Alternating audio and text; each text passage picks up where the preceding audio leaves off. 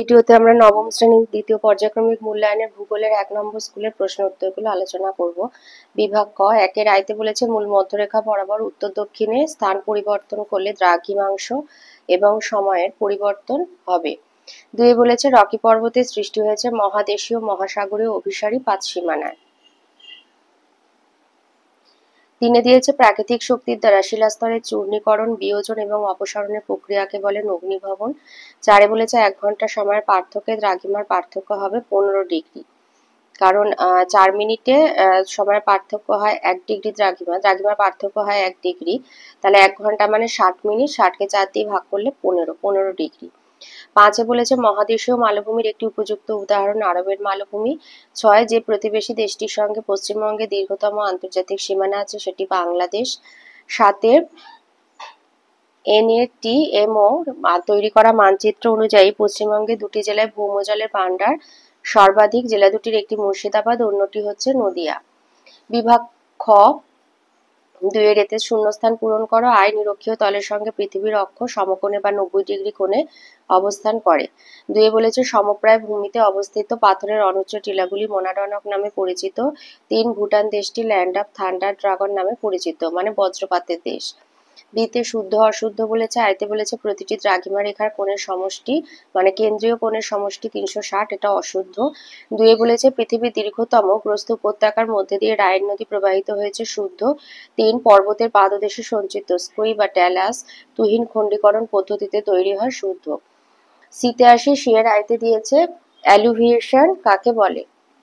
এর উত্তরটা আমি সমরেন্দ্রনাথ মোদকের বই থেকে দিচ্ছি। এই যে অধোগমন বা এলুভিয়েশন, এই যে এলুভিয়েশন যে প্রক্রিয়ায় মাটির উপরিস্তর মানে এ স্তর থেকে বিভিন্ন খনিজ পদার্থ জলে দ্রবীভূত বা ভাসমান অবস্থায় নিচের স্তরে স্থানান্তরিত হয় তাকে এলুভিয়েশন বলে। এর ফলে উপরের স্তরটি খনিজহীন হয়, এ স্তরকে এলুভিয়াল স্তর বলে।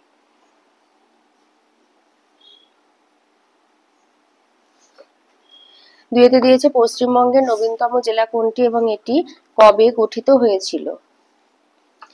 আচ্ছা, বলেছে পশ্চিমবঙ্গের নবীনতম জেলা কোনটি, এটি কবে গঠিত হয়েছিল। এই যে পশ্চিমের নবীনতম মানে নবতম জেলা, যেটা হচ্ছে পশ্চিম বর্ধমান, ২০১৭ সালে ৭ই এপ্রিল তৈরি হয়েছিল। তাহলে নবীনতম জেলা হলো পশ্চিম বর্ধমান, ২০১৭ সালে তৈরি হয়েছিল। বিভাগ গতে আসি। ৩ আইতে দিয়েছে প্রতিপাদ্য স্থানের সংজ্ঞা দাও। প্রতিপাদ্য স্থান কি? ভূপৃষ্ঠ বা ভূগোলকের কোনো স্থান বা বিন্দু থেকে কোনো কল্পিত ব্যাস ভূকেন্দ্র ভেদ করে বিপরীত ভূগোলক বা ভূপৃষ্ঠের যে স্থানকে স্পর্শ করে সেই স্থান হলো প্রথম স্থানের প্রতিপাদ্য স্থান। অর্থাৎ গোলীয় পৃথিবীর কোনো ব্যাসের ভূপৃষ্ঠস্থ দুটি প্রান্ত একে অপরের প্রতিপাদ্য স্থান। অথবাতে আছে আন্তর্জাতিক তারিখ রেখা কাকে বলে। আচ্ছা, আন্তর্জাতিক তারিখ রেখাটা যুধিষ্ঠির হাজরা, অনিরুদ্ধ হাজরার বই থেকে দিচ্ছি। এই যে সংজ্ঞা, আন্তর্জাতিক তারিখ রেখা সংজ্ঞা ১৮০ ডিগ্রি দ্রাঘিমা রেখাকে অনুসরণ করে পৃথিবীর উত্তর থেকে দক্ষিণ মেরু পর্যন্ত প্রসারিত পূর্ব পশ্চিম গোলার্ধে তারিখ বিভাজনকারী কাল্পনিক রেখাকে আন্তর্জাতিক তারিখ রেখা বলে। ২তে বলেছে মহীভাবক আলোড়ন কাকে বলে। এটা প্রান্তিক মানে রণজিৎ কোরাঙের বই থেকে দিচ্ছি। যে মহীভাবক আলোড়ন গ্রিক শব্দ এপিওরোস, অর্থ হচ্ছে মহাদেশ, আর জেনেসিসের অর্থ উৎপত্তি, অর্থাৎ এপিরোজেনিক এর অর্থ মহাদেশ গঠন। যে ভূ আলোড়নের প্রভাবে মহাদেশ গঠিত হয়েছে তাকে মহীভাবক আলোড়ন বলে। এই আলোড়নে মহাদেশ, মহাসাগর, শিলায় চ্যুতি, স্তূপ পর্বত, গ্রস্ত উপত্যকা ইত্যাদি ভূমিরূপ গঠিত হয়। এই পর্যন্ত। অথবা দিয়েছে লাভা মালভূমি কিভাবে সৃষ্টি হয়। উৎপত্তিটা বললেই হবে। বিদার অগ্নুদ্গমের মাধ্যমে ভূ অভ্যন্তরীণ ম্যাগমা ভূপৃষ্ঠ বেরিয়ে এসে বিশাল অঞ্চল জুড়ে ছড়িয়ে পড়ে এবং ক্রমশ ঠান্ডা আর কঠিন হয়ে জমাট বাঁধে। এইভাবে কয়েকবার লাভা উদগীরণ এবং তা জমাট বাঁধার কারণে সমগ্র অঞ্চলটি মালভূমিতে পরিণত হয়। এটাই হলো লাভা মালভূমি বা আগ্নেয় মালভূমি বা সঞ্চয়জাত মালভূমি। ৩তে দিয়েছে রেগুলিত কাকে বলে। এটা আমি সমরেন্দ্রনাথ মোদকের বই থেকে দিচ্ছি। এই যে রেগুলিত ও মাটি সৃষ্টি যান্ত্রিক এবং রাসায়নিক আবহবিকারের ফলে, এখান থেকে লিখবে এই যেটাকে রেগুলিত বলে। যান্ত্রিক এবং রাসায়নিক আবহবিকারের ফলে সৃষ্ট শিলাচূর্ণ এবং বিয়োজিত পদার্থ উৎপত্তিস্থলে সঞ্চিত হয়ে শিথিল আর নরম পদার্থের এক ভূ আস্তরণ গড়ে ওঠে, একে রেগুলিত বলা হয়। এটা মাটি সৃষ্টির প্রাথমিক অবস্থা। অথবাতে আছে চুনাপাথর অঞ্চলে আবহবিকার প্রধানত যে পদ্ধতিতে হয় সেটি সম্পর্কে লেখো। যেটা বলেছে আমাদের যে চুনাপাথর যুক্ত অঞ্চলে আবহবিকার যে পদ্ধতিতে হয় সেটা হলো অঙ্গার যোজন। যে কার্বন ডাই অক্সাইডের সাথে জলের রাসায়নিক সংযোগে উৎপন্ন কার্বনিক অ্যাসিড উৎপন্ন হয় কার্বনিক অ্যাসিড H2CO3। এই কার্বনিক অ্যাসিড চুনাপাথরের সাথে রাসায়নিক বিক্রিয়া ঘটিয়ে ক্যালসিয়াম বাইকার্বনেট সৃষ্টি করে এবং এই পদ্ধতি হচ্ছে অঙ্গার যোজন। চুনাপাথর ছাড়াও অর্থোফ্লেজ, ফেলসপার এই পদ্ধতিতে অ্যালুমিনিয়াম সিলিকেট, সিলিকা ও পটাশিয়াম কার্বনেটে পরিণত হয়। আর এই হচ্ছে বিক্রিয়া। চারেতে দিয়েছে খাদার এবং ভাবর কি। এখানে ভালো করে দেয়া আছে বলে এটা সমরেন্দ্রনাথ মোদকের বই থেকে দিচ্ছি। খাদার হচ্ছে নদী তীরবর্তী অঞ্চলে নতুন পলিমাটিকে খাদার বলে, আর ভাবর হচ্ছে তরাই অঞ্চলে হিমালয়ের পাদদেশে নুড়ি এবং কাঁকর মিশ্রিত পলিমাটিকে ভাবর বলে।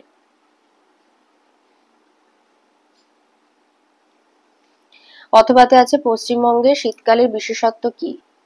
সমরেন্দ্রনাথ মোদকের বইতে সুন্দর করে পয়েন্ট করে আছে বলে এগুলো দিয়েছি হেডিং দিয়ে। যেমন হচ্ছে এক স্থায়িত্ব, বিশেষত্ব হচ্ছে এক হলো স্থায়িত্ব, ডিসেম্বর থেকে ফেব্রুয়ারি মধ্যভাগ পর্যন্ত 2.5 মাস। 2 প্রকৃতি, মেঘমুক্ত নির্মল আকাশ, মৃদুমন্দ ঠান্ডা বায়ু, বৃষ্টিহীনতা, স্বল্প উষ্ণতা আর আর্দ্রতা, কুয়াশাযুক্ত। জানুয়ারি হলো শীতলতম মাস।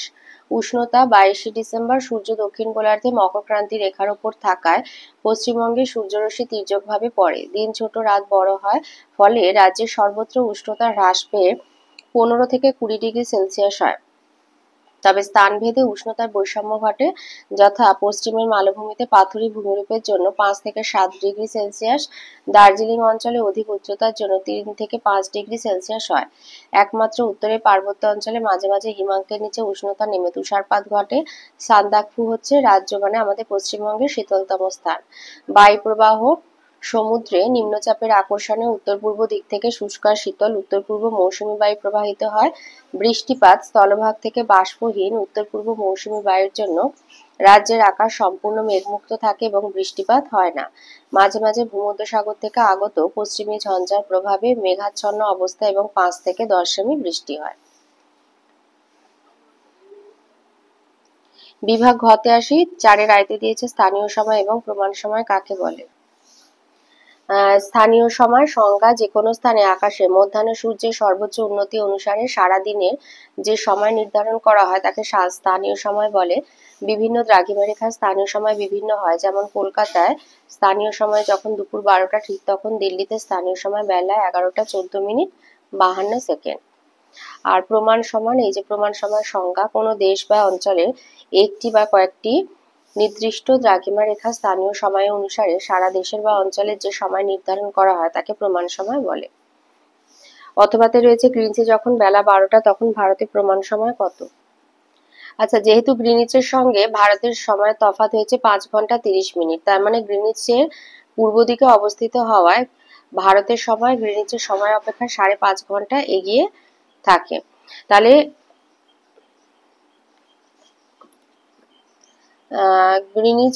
গ্রিনিচের পূর্ব দিকে অবস্থিত হওয়ায় ভারতের সময় গ্রিনিচের সময় অপেক্ষা 5.5 ঘন্টা এগিয়ে থাকে। তাহলে যেহেতু গ্রিনিচের পূর্ব দিকে ভারত অবস্থিত, এই যে গ্রিনিচের পূর্ব দিকে ভারত অবস্থিত হওয়ায় ভারতীয় সময় গ্রিনিচ অপেক্ষা 5.5 ঘন্টা এগিয়ে থাকবে। তাহলে যখন গ্রিনিচে বেলা 12টা হবে তখন ভারতের প্রমাণ সময় হবে বিকেল 5টা 30 মিনিট। 2-তে দিয়েছে প্রশান্ত মহাসাগরীয় আগ্নেয় মেঘলা কোন পাতসীমানায় কিভাবে সৃষ্টি হয়েছে। এটা আমি অনিরুদ্ধ হাজরা, যুধিষ্ঠির হাজরার বই থেকে দিচ্ছি। এখানে সুন্দর করে লেখা আছে, এই যে প্রশান্ত মহাসাগরীয় আগ্নেয় মেঘলা। প্রশান্ত মহাসাগরকে ঘিরে আগ্নেয়গিরিগুলি শৃঙ্খল বা চেনের মতো অবস্থান করাকে প্রশান্ত মহাসাগরে আগ্নেয় মেঘলা বলে। প্রশান্ত মহাসাগরে পূর্ব আর পশ্চিম উভয় দিকে ধ্বংসাত্মক পাতসীমানা অঞ্চল। পূর্বে রকি আন্দিজ বরাবর প্রশান্ত মহাসাগরীয় পাত, উভয় আমেরিকা পাতের নিচে অনুপ্রবেশ করায় আগ্নেয়গিরিগুলির সৃষ্টি হয়েছে। পশ্চিমে উভয় মহাসাগরীয় পাতের সঙ্গে সংঘর্ষে আগ্নেয়গিরি এবং আগ্নেয় দ্বীপগুলি সৃষ্টি হয়েছে। অথবাতে আছে মহীখাত থেকে ভঙ্গিল পর্বতের উৎপত্তি 3টি পর্যায়ের সংক্ষিপ্ত বিবরণ দাও। বলেছে মহীখাত থেকে ভঙ্গিল পর্বতের উৎপত্তি 3টি পর্যায়ের সংক্ষিপ্ত বিবরণ দাও। তো এটা আমি অনিরুদ্ধ হাজরা যুধিষ্ঠির হাজরার বই থেকে দিয়েছি, এটা 47 পৃষ্ঠায় রয়েছে। ভঙ্গিল পর্বতের উৎপত্তি 2টি তত্ত্ব আছে, মহীখাত তত্ত্ব আর পাত সংস্থান তত্ত্ব। তো আমাদের এখানে চেয়েছে মহীখাত থেকে ভঙ্গিল পর্বতের উৎপত্তি 3টি পর্যায়ের সংক্ষিপ্ত বিবরণ। এই যে বহু বিজ্ঞানী মহীখাত থেকে ভঙ্গিল পর্বতের উৎপত্তি ব্যাখ্যা করলেও বৈজ্ঞানিক ভিত্তিতে এই তত্ত্বটিকে প্রতিষ্ঠিত করেন জার্মান ভূতত্ত্ববিদ কোবার। কোবারের মতে মহাদেশের অভ্যন্তরে সমুদ্র ও স্থলভাগের মিলনস্থলে যে অল্প গভীর জলাভূমি অবস্থান করে তাকে মহীখাত বলে। মহীখাত থেকে ভঙ্গিল পর্বতের উৎপত্তি 3টি পর্যায়ের মধ্যে দিয়ে ঘটে।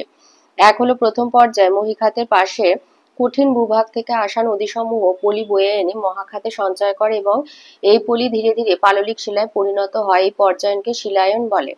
কোটি কোটি টন পলির ভারে মহীখাতের তলদেশ ক্রমশ বসে যেতে থাকে, ফলে পাদদেশে দুপাশের কঠিন ভূভাগ আরো কাছে চলে আসে। কঠিন ভূভাগ পরস্পর কাছে চলে আসার ফলে মহীখাত ক্রমশ সংকীর্ণ গভীর হয়।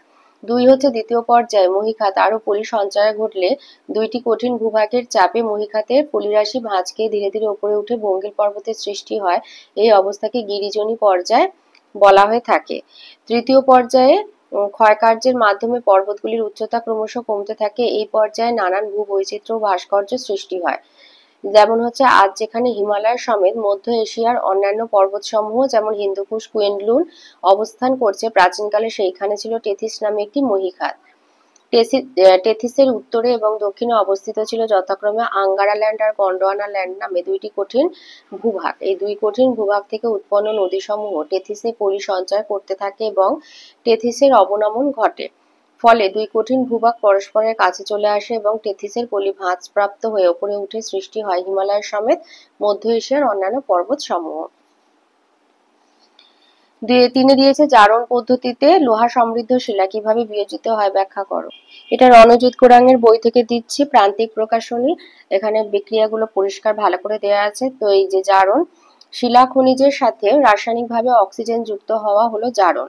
যে সকল শিলায় লোহা আছে সেখানে জারণ প্রক্রিয়া দেখা যায়, তবে অ্যামফিবল, পাইরক্সিন, বায়োটাইট প্রভৃতি খনিজের উপরও জারণ প্রক্রিয়া কার্যকর হয়। লোহা যখন অক্সাইড রূপে থাকে তখন কঠিন, কিন্তু জারণ প্রক্রিয়ায় ফেরিক অক্সাইডে পরিণত হলে তা সহজে ভাঙে ও শিলায় মরচে ধরে। এই পদ্ধতিকে ফেরাস অক্সাইড পদ্ধতিতে ফেরাস অক্সাইড লিমোনাইটে এবং ফেরাস সালফেটে পরিণত হয়। ল্যাটেরাইট মাটি জারণ প্রক্রিয়ার ফল। এবার উদাহরণ, এখানে বিক্রিয়াগুলো দেওয়া আছে 1 আর 2 নম্বর।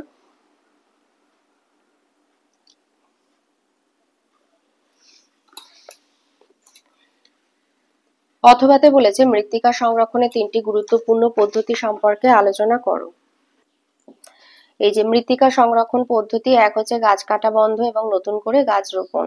গাছের শিকড় মাটিকে যেমন আঁকড়ে ধরে রাখে, তেমন গাছের শিকড়, পাতা, ডাল মাটিতে জৈব পদার্থের যোগান দেয়। 2 হচ্ছে নিয়ন্ত্রিতভাবে পশুচারণ।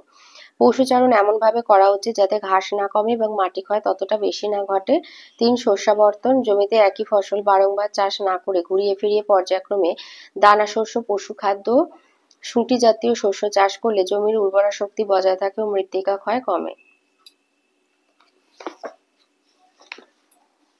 4 দিয়েছে ভৌম জলের অতি ব্যবহারের 3টি কুফল সম্পর্কে লেখো। এই যে কূপ ও ভৌম জলের বহুমুখী ব্যবহার ও অতি ব্যবহারের অসুবিধা। 1 হচ্ছে জলপীঠ অবনমন, সেচের কাজে ভৌম জলের অতিরিক্ত ব্যবহার।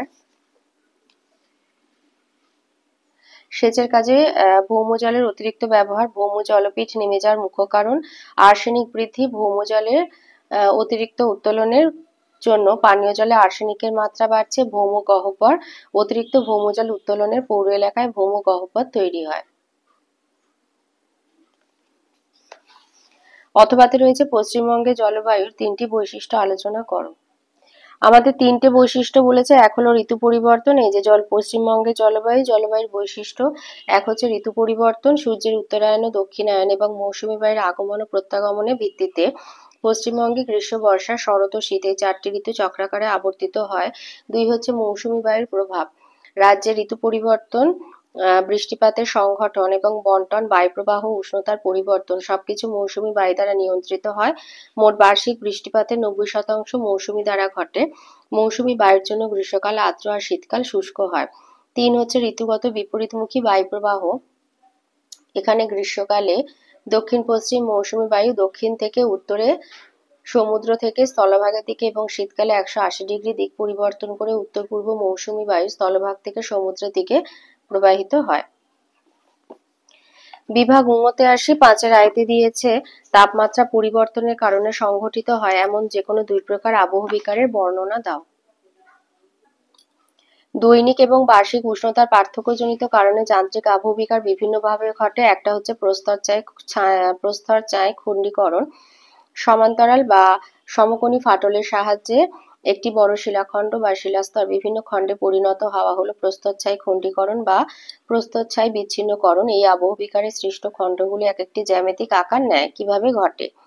আমরা প্রত্যেকে জানি শিলাতাপের কুপরিবাহী দিনের বেলা বেশি উষ্ণতায় শিলার উপরিস্তর প্রসারিত হয় এবং রাত্রে উষ্ণতা কমে যাওয়ায় তাপবিকিরণে ওই অংশ সংকুচিত হয়, কিন্তু শিলার ভিতরের অংশে তাপ প্রবেশ করে না বলে সংকোচন ও প্রসারণ ঘটে না। এইভাবে অসম সংকোচন ও প্রসারণে শিলাস্তরে পীড়নের সৃষ্টি হয় এবং পীড়নের নির্দিষ্ট মান অতিক্রম করলে শিলায় অসংখ্য উলম্ব, সমান্তরাল ও সমকোণী ফাটল তৈরি হয়। এই ফাটলগুলি পরবর্তী সময়ে একটু একটু করে বাড়তে থাকে এবং একসময় ফাটল বরাবর বিভিন্ন আকৃতির টুকরো টুকরো খণ্ড বেরিয়ে আসে। কোন শিলায় ঘটে? মরুভূমি অঞ্চলে গ্রানাইট ও কোয়ার্টজাইট শিলায় প্রস্তরছাই খণ্ডীকরণ প্রক্রিয়া ঘটে, আর শুষ্ক অঞ্চলে চুনাপাথরে এই প্রক্রিয়া দেখা যেতে পারে। 2 হচ্ছে স্বল্পমোচন। সমসত্ব প্রকৃতির শিলার উপরিভাগ থেকে পেঁয়াজের খোসার মতো পাতলা পাতলা স্তর খুলে যাওয়া হলো স্বল্পমোচন। এটাকে অনিয়ন ওয়েদারিং বলা হয়। কিভাবে ঘটে? শিলাতাপের কুপরিবাহী হওয়ায় মূল শিলাস্তরের বাইরের অংশ দিনের বেলা প্রসারিত ও রাত্রে সংকুচিত হয়, কিন্তু ভিতরের অংশ সংকুচিত ও প্রসারিত হতে পারে না।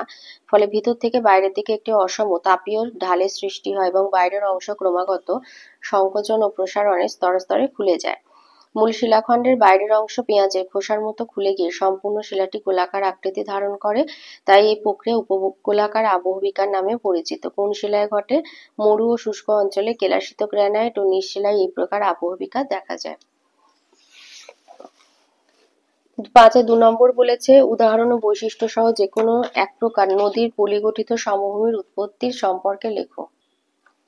এই যে পলিগঠিত সমভূমি নদী বা জলধারার মাধ্যমে উচ্চভূমি ক্ষয় হয়ে সৃষ্ট পলি অন্য স্থানে সঞ্চিত হয়ে সমভূমি গঠন করে। এটা হচ্ছে 4 প্রকার। তো এখানে আমি প্লাবন ভূমি বলছি। এই যে প্লাবন সমভূমি, নদীর দুই পাশে বন্যা ঘটলে বন্যার জল বিস্তীর্ণ অঞ্চলকে প্লাবিত করে, পরে বন্যার জল সরে গেলে জলের সাথে বয়ে আসা পলি থিতিয়ে যায়। এইভাবে বারংবার বন্যা হলে পলি থিতিয়ে সমভূমি গড়ে ওঠে। উদাহরণ হচ্ছে অসমের ব্রহ্মপুত্র সমভূমি, নীলনদের সমভূমি এইভাবে গড়ে উঠেছে। আর আমাদের এর সাথে বৈশিষ্ট্য দিতে বলেছে প্লাবন ভূমির বৈশিষ্ট্য। এই যে প্লাবন ভূমির বৈশিষ্ট্য, প্লাবন সমভূমির বৈশিষ্ট্য 1 হচ্ছে প্রায় প্রতি বছর নতুন পলি সঞ্চয় ঘটে। 2, এখানে নদী এঁকে বেঁকে প্রবাহিত হয়। 3, অশ্বক্ষুরাকৃতির হ্রদ ও জলাভূমির সৃষ্টি হয়। আর 4, অত্যন্ত উর্বর। 3-তে বলেছে পশ্চিমবঙ্গের জেলাগুলিকে 5টি বিভাগে ভাগ করা হয়েছে। বিভাগগুলির নাম আর তার অন্তর্গত জেলাগুলির নাম উল্লেখ করো। তো 5টা বিভাগ, এই যে প্রশাসনিক বিভাগ, জলপাইগুড়ি বিভাগ, মালদহ, বর্ধমান বিভাগ, প্রেসিডেন্সি, মেদিনীপুর বিভাগ আর তাদের অন্তর্গত এই জেলাগুলো।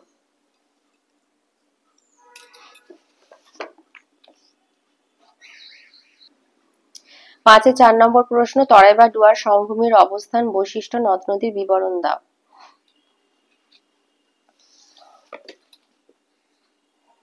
এই যে তরাই বা ডুয়ার্স, এই যে উত্তরবঙ্গের সমভূমি 2টি উপ অঞ্চলে বিভক্ত, তরাই অঞ্চল আর গঙ্গা ব্রহ্মপুত্র দোয়াব অঞ্চল।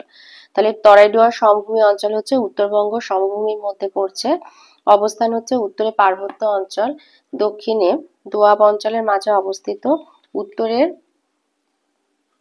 পার্বত্য ভূমিবাদে দার্জিলিং এর শিলিগুড়ি মহকুমা, সমগ্র আলিপুরদুয়ার, জলপাইগুড়ি উত্তর পূর্বাংশে অবস্থিত। উৎপত্তি তিস্তা, তোরসা, মহানন্দা, রায়ঢাক জলঢাকা নদী হিমালয় থেকে নুড়ি কাঁকর পলি বালি বহন করে এনে হিমালয়ের পাদদেশে সঞ্চয় করে ঢালু স্যাঁতসেঁতে সমভূমির সৃষ্টি হয়েছে। তাই এটি একটি পিডমন্ট সমভূমি বা পর্বতের পাদদেশের ঢালু সমভূমি। বৈশিষ্ট্য হচ্ছে এটি হিমালয়ের দক্ষিণ ঢালে মাত্র 35 থেকে 40 কিমি বিস্তৃত একটি পাদদেশীয় সমভূমি। 2, সমগ্র অঞ্চলটির উচ্চতা 75 থেকে 150 মিটার। 3, অঞ্চলটি উত্তর থেকে দক্ষিণে মাঝারি ঢালু। 4, উত্তর দক্ষিণে বিস্তৃত অসংখ্য সমান্তরাল নদীখাত অঞ্চলটিকে বিচ্ছিন্ন করেছে। 5, স্থানে স্থানে নুড়ি পাথরের স্তূপ ও জলাভূমি রয়েছে। এই অঞ্চলকে ভাবর বলে। 6 প্রচুর বৃষ্টিপাতের জন্য মাটি সারা বছরই খুবই স্যাঁতসেঁতে এবং ঘন বনভূমি আবৃত। 7 তিস্তা নদী অঞ্চলটিকে দুভাগ করেছে, পশ্চিমাংশ তরাই আর পূর্বাংশ ডুয়ার্স নামে পরিচিত। ডালিমকোট, ময়নাগুড়ি, বক্সা ইত্যাদি মোট 18টি ডুয়ার্স আছে। উচ্চ ডুয়ার্স অঞ্চলে দু একটা ছোট পাহাড় আছে।